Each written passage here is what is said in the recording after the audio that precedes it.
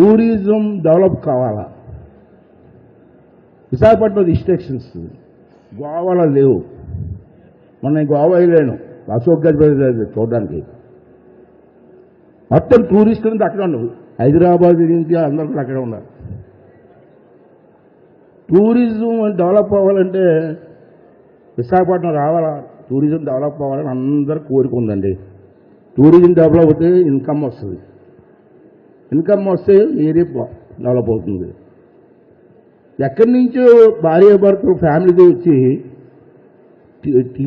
బీచ్లకు వచ్చి టీ తాగుతారండి.